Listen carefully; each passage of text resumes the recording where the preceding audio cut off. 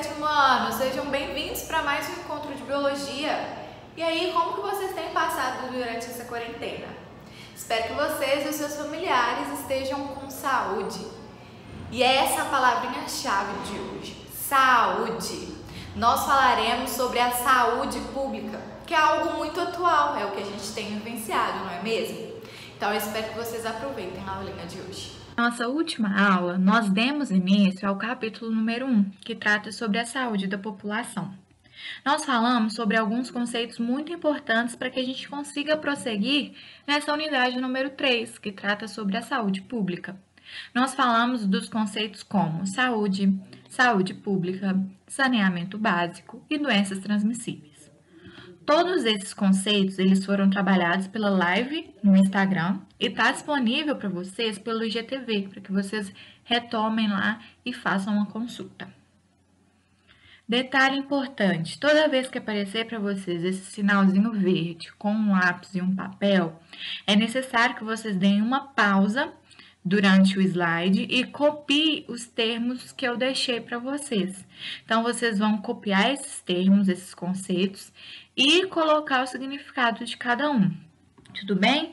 Todos esses significados vocês encontram no livro de vocês a partir da página 98. Então, vocês podem fazer a consulta e copiá-los. Então, de forma bem breve, eu vou dar uma pincelada em cima de cada um desses conceitos, para que a gente consiga prosseguir. Então, vamos lá. Saúde. O que é saúde? Há muito tempo atrás, a gente acreditava que saúde é só o fato de a pessoa não ter determinada doença. Mas hoje em dia, a gente sabe que não é bem assim. Saúde engloba não só o seu bem-estar físico, ou seja, você não estar com determinada doença. Então, saúde engloba tudo isso, o seu bem-estar físico, o seu bem-estar mental e o seu bem-estar social. O que seria esse bem-estar social? É você estar bem ali com a sua família, com seus amigos, ter uma rotina de encontros, conversas. E durante essa época em que a gente está vivendo, tá tão mais difícil, né, esses encontros, esses vínculos sociais, mas que eles não devem ser perdidos. O que é saúde pública? A saúde pública são medidas que garantem a saúde da população. E elas compreendem principalmente as ações tomadas pelo governo e pela comunidade. Então, público é o que está sendo efetuado em conjunto. Então, conjunto tanto dos órgãos públicos, os órgãos competentes, quanto a comunidade, agindo em conjunto para que isso aconteça. Um exemplo de serviço prestado pela saúde pública é o saneamento básico. O saneamento básico ele é o conjunto de medidas para a proteção do ambiente e promoção da saúde. Então, por exemplo, instalar fossas naqueles lugares que tem esgoto a céu aberto, fazer a coleta de lixo, distribuir para a população água potável. Então, tudo isso engloba o saneamento básico. Manter as ruas limpas. E aí, quando a gente tem a falta desse saneamento básico, por exemplo, nós temos a presença de doenças transmissíveis. O que é isso? São doenças que podem ser transmitidas tanto para o ser humano quanto para os nossos animais de estimação. E a saúde pública ela tem o dever de combater essas doenças transmissíveis. E está muito atual, né? Em qual cenário que a gente está inserido hoje? É no combate de uma doença que é altamente transmissível. Então, a saúde pública ela tem esse dever. Tanto a comunidade se prevenir usando máscara, lavando, higienizando muito bem as mãos, usando álcool e tomando outras atitudes como lavar os alimentos. Além disso, os órgãos competentes têm o dever de fornecer remédios para a população, fornecer leitos, respiradores, não é? Diante ao cenário que a gente está vivendo de pandemia contra o coronavírus. Ok, então a gente deu uma pinceladinha, então vamos agora iniciar a nossa aula de hoje. Nós falaremos sobre as diversas doenças que podem ser causadas por vírus, bactérias, vermes e assim por diante, tudo bem? Então, vamos lá. A primeira delas é a doença causada por vírus. Por que eu coloquei essa primeira? Talvez ela fosse a mais importante diante ao que a gente está vivendo hoje. Então, vamos lá. Os vírus patogênicos, eu coloquei isso em negrito, olha, patogênico. Por quê? Patogênico é algo que faz mal, não é benéfico ao nosso corpo. Então, os vírus patogênicos, eles podem ser transmitidos aos seres humanos de diversas formas, como, por exemplo, tosse, espirros, gotículas de saliva, apertos de mão, catarro, contato com objetos contaminados, alimentos contaminados. E a outra maneira de infecção que nós temos por vírus são os vetores. Professora, mas o que é vetor? Vamos lá. Vetores são um ser vivo que é capaz de transmitir o micro-organismo, ou seja, o vírus, que desencadeará a enfermidade. Então, por exemplo, a gente tem aqui o ciclo de vida da dengue, mas a gente pode ter como exemplo a febre amarela, a chikungunya, a zika, todas essas enfermidades, doenças causadas por um vírus. E aí, o que acontece? O vetor, no caso, seria o mosquito.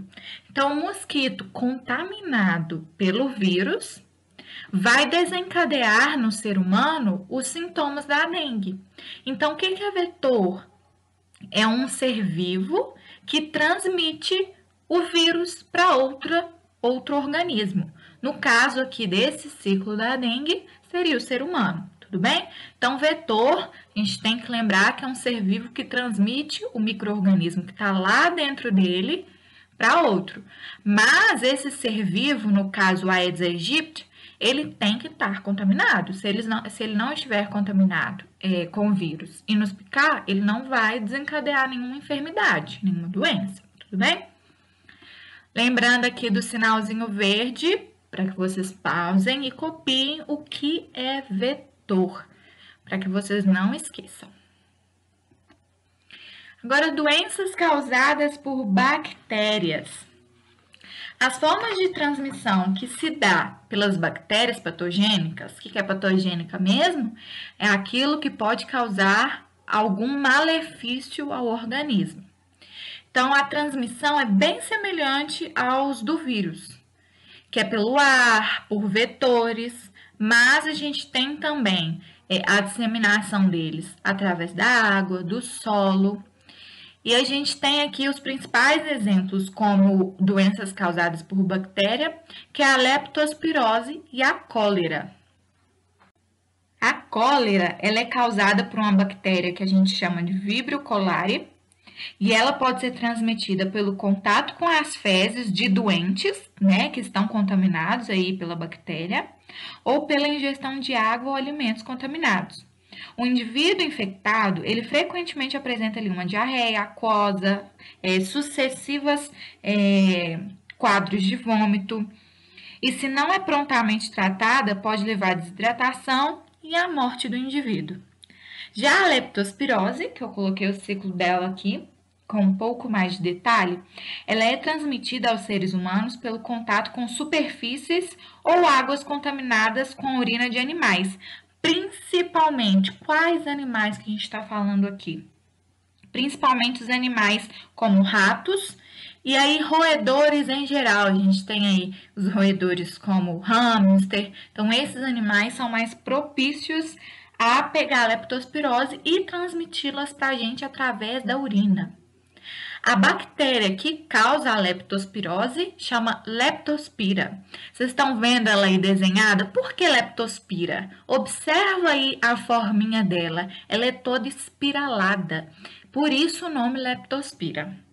Então, ela pode ser transmitida principalmente pela água e pelo solo contaminado. E os fatores de risco que propicia ainda mais o desenvolvimento, né, a reprodução dessas bactérias, são as inundações de enchentes, que aí amplifica a disseminação da doença. Doenças causadas por protozoários. A maioria dos protozoários, em geral, elas não causam doenças a nós seres humanos. Mas, entretanto, sempre tem aquela exceção, A gente também tem os protozoários patogênicos, como a ameba, o nome científico Entamoeba histolytica, que causa a doença chamada de amebíase. A amebíase ela ocorre a sua transmissão por meio da ingestão de água ou alimentos contaminados com os cistos das amebas. Esses cistos eles são liberados com as fezes do indivíduo contaminado. Quando esses cistos eles são ingeridos, eles dão origem a formas ativas do protozoário, que se alojam lá no nosso intestino grosso e provoca aí dores abdominais, cólicas intestinais, diarreia sucessiva. E aí essa diarreia é tão constante que pode conter sangue, além de febre. E quais são as formas de prevenção para essa doença? Como que eu não pego uma entamoeba histolítica? As formas de prevenção são evitar o consumo de alimentos crus, sempre higienizar os alimentos antes de ser consumidos. Se na sua casa não tem uma rede de água potável, o que você tem que fazer? Colocar água no filtro, colocar água para ferver, para evitar que a gente consuma esses cistos de ameba. E agora nós falaremos um pouco sobre as doenças que são causadas por vermes. Os vermes, eles são parasitas que se instalam em alguma região do nosso organismo e provocam as verminoses. São mais comuns em locais que falta o saneamento básico e falta as boas condições de higiene. Aqui eu coloquei para vocês o ciclo de vida de um verme que chama Schistosoma mansoni. Esse verme causa a doença chamada esquistossomose. E ela é conhecida popularmente como barriga d'água, porque esse verme ele é característico por causar um acúmulo de líquido na barriga, né, na região do abdômen da pessoa que é infectada. Por isso, barriga d'água. Então, vamos lá. Como que a gente classifica esse ciclo de vida deste verme? Primeiramente, a gente observa ali um homem doente. Esse homem, ele libera fezes próximo a esse rio que estão contaminadas com o Schistosoma mansoni, que pode contaminar os corpos d'água com ovos do parasita.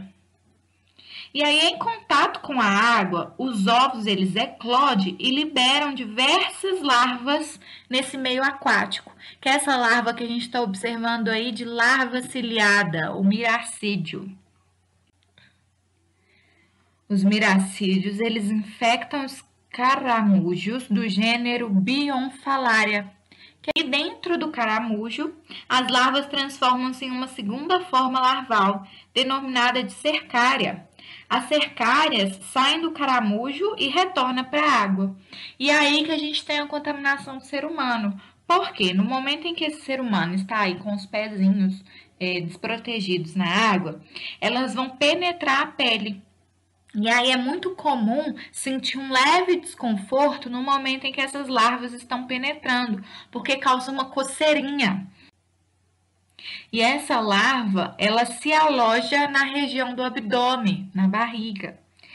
Quando elas se tornam vermes adultos, macho e fêmea, elas se reproduzem sexualmente e liberam os ovos, que são eliminados ali com as fezes do ser humano e retoma o ciclo de infecção pelo Schistosoma mansoni. A transmissão dessa doença, ela pode ser evitada com a saúde pública. Além da gente, como consciência de não entrar nesse ambiente que provavelmente esteja infectado, é necessário que haja uma infraestrutura do saneamento básico, evitando que as lagoas sejam infestadas por esse caramujo e evitando que as fezes dos seres humanos, principalmente aqueles infectados, cheguem até esse corpo d'água. Tudo bem? A gente fala que essas lagoas que estão contaminadas por Schistosoma mansoni é conhecido também como lago coceira. Então, quando vocês ouvirem falar lagoa coceira, rio coceira, não entra não, que provavelmente ele é contaminado, tá bom? Galerinha, então é isso, a gente encerra por aqui o nosso teminha de hoje. E agora eu quero deixar para vocês um deverzinho de casa super interativo.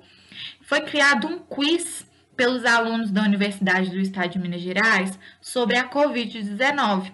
A gente estava falando aí agora há pouco de vírus, não é mesmo?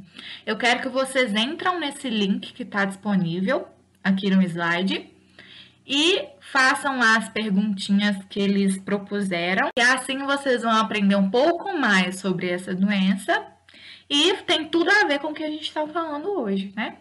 Então é isso. Qualquer dúvida, entre em contato comigo. Eu vou disponibilizar para vocês esse slide no Google Sala de Aula, tudo bem? Então vocês entrem lá e fiquem à vontade. Beijos!